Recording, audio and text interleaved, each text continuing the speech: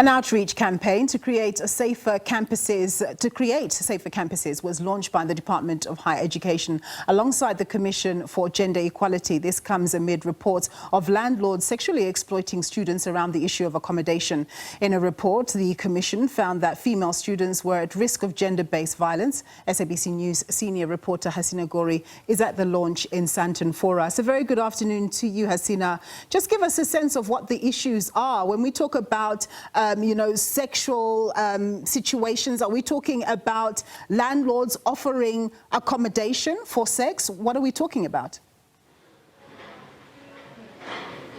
Good afternoon, Nompu. And in the last weeks, you've seen reports coming out from the Eastern Cape around alleged sexual exploitation from landlords, where landlords would come into accommodation spaces, and those that were unable to pay were then, given options for sexual exploitation. But we also did reports as the SABC News in Quebec, where they spoke with students who found that when they got to universities, they had not been accredited an accommodation, or had assumed that they had been accredited but did not have a space to stay, and found themselves being offered spaces by some of the SRC members.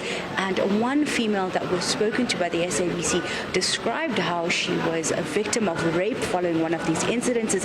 And what we found from the Commission of Gender Equality's report that came out in December, quite a high prevalence of sexual harassment to females, but also those of LGBTQI plus communities. And today we here with the Department of Higher Education as well as other stakeholders to launch an outreach program. And to get more on this, I want to invite the Deputy Minister, Mimmy Gondwe. Thank you so much for being here with us. Let's start with why is this outreach campaign so important, and what kind of techniques have been put in to ensure a safer campus for students? Thank you very much, Hasina, for this opportunity, and let me greet all the viewers and listeners of SABC. So today is really quite a significant day because it's the launch of our collaboration with the CGE and Higher Health South Africa. We are launching a collaboration that also encompasses an outreach program where we'll literally go into our institutions of higher learning and just promote gender equality and awareness around GBV, sexual harassment and the like. And I want to tell you a bit about how this collaboration came about. In December last year, I had a meeting with the CGE after they released the report on the state of gender transformation in the PSET system. And I said to them, I really want to work with you to ensure that we implement some of the recommendations that you've made in the reports. And then in December, as you so aptly pointed out, we had the report on sexual harassment in the PSET system. And following that, then I called a meeting earlier this year to say it's imperative that we work together. And we will be on the ground, but it won't just be us on the ground. We're going to have SAPs there. We're going to have the NPA there, Social Development, the Department of Women, and we're going to have NSFAS there so that NSFAS can see firsthand the impact of, of the delayed payment of allowances on some of, the young women in our sector. So it's very much a collaborative effort. I think when I got this particular delegation around GBV and transformation in the sector, I realized I can't work alone, and hence this collaboration. I'm very excited about the collaboration. The CGE is a Chapter 9 institution, it's a creature of the Constitution, and it deserves to be treated with the same respect as the Office of the Public Protector, the Office of the Auditor General. And so we need to take their findings with the seriousness that they deserve. We've also brought USAF on board because that's the body where all the vice chancellors sit on. We had a meeting with them on Friday with the CGE where we took them along and said, look, we need to move fast in terms of trying to root out gender-based violence in our sector and also address issues around gender equality and transformation. And we as the SABC today are looking at student accommodation specifically. It comes in light of, as you mentioned, some of the delays by NSFAS. But we've seen NSFAS try to eliminate the problems through new portals, through capping accommodation. Has these different approaches assisted in rooting out some of the concerns that NSFAS had with regards to corruption, irregularity, and accrediting the accommodation service providers?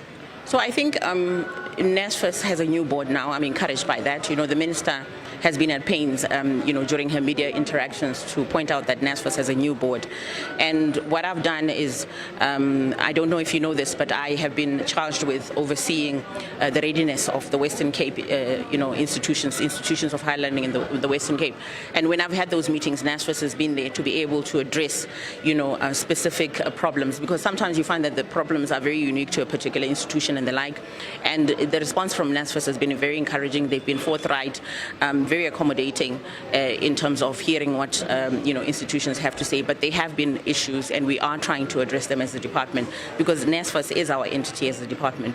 But I believe that we are doing our best in terms of these readiness visits, in terms of being there with the relevant DDGs and ensuring that these issues are resolved.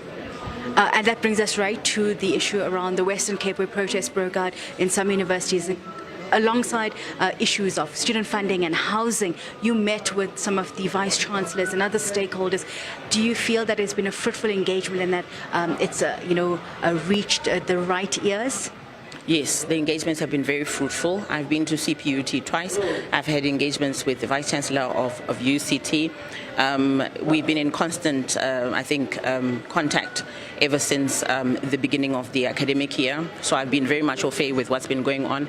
And they have assured me that they're working towards resolving those issues, because they also speak to issues around historical debt and the impact of the NSFAS cap on that debt, and on, NSFAS funded students now all of a sudden having a debt when, before they would not have this debt. So, I've asked them to work together with the SRCs, try and find each other halfway, because at the end of the day, it's about ensuring that our learners can receive a quality education, and also education in a safe environment. So I'm encouraged with the interactions that I've had, and I released a statement on that. And yes, I believe that the situation will turn around. I am scheduled to have an engagement with the Vice Chancellor of the University of Stellenbosch, Wim de Villiers, whose tenure ends in April, and he's been willing to say, DM, come through so that we can talk. So we are there as D here to assist, of course, respecting the autonomy that our universities have, but we do provide guidance. I've also submitted reports to the Minister around, my visits to CPUT and UCT. Thank you so much. That was Deputy Minister of Higher Education speaking to us here in Sandton, where they launched an outreach campaign speaking on safer campuses, but also touching on some of the other perennial issues, which is the student accommodation as well as student funding. We know there's a new NSFAS board also here today at the SABC, having a special focus looking at the student housing accommodation crisis nationally. We'll continue to bring you more voices throughout the day. But Nompu, for now, back to you in studio.